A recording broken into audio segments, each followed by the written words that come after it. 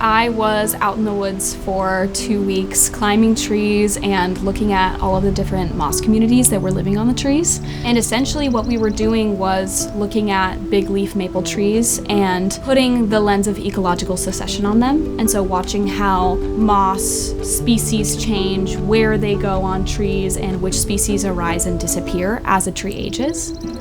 The research that Abby is working on is testing a model of succession that I put out called the species accumulation model, and it's a model trying to predict how does a community form. So we went out to a new field site, the Skokomish rainforest, and what we're looking at is the patterns and whether or not the patterns match the predictions of the species accumulation model. So it was kind of like doing a little survey of who's there, and did that on many different ages of trees.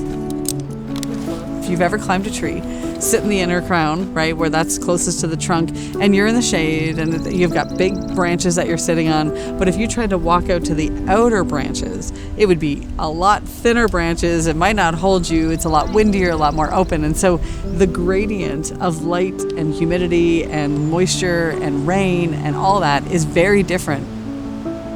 These trees are so tall. They're like 80 feet tall. They're extremely tall. And every gust of wind that happens, you can feel it. Like you move with the tree.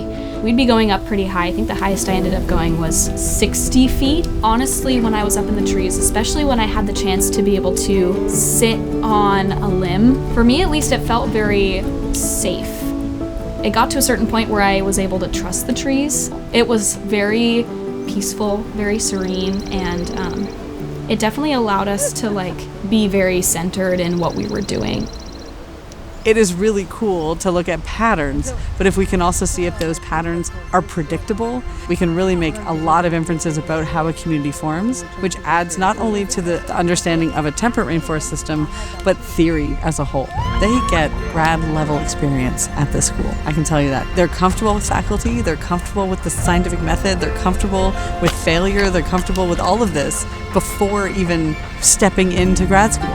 Mentoring and teaching in the summer, to me, adds a whole deeper layer to their education. There's opportunity in the summer to have conversations about grad school, about life, about career. These types of questions, it's hard to find time to make space for them during the semester when there's so much going on. And so I honestly see mentoring in the summer as an extension of my teaching. It's teaching methods, it's teaching skill development, it's teaching grit. I think one of the most important things that doing research develops is grit and perseverance. By embracing failure and learning that failure is just a part of the process to learn is really healthy and really good for students to know that now. If it fails, it fails. That's okay. I would say it was a lot more than just a research experience for me. It was emotional, it was learning about myself, it was learning my strengths and my weaknesses, it was also being able to connect with people in a different way. I'm Abby Stewart. I'm a biology and environmental policy and decision-making major.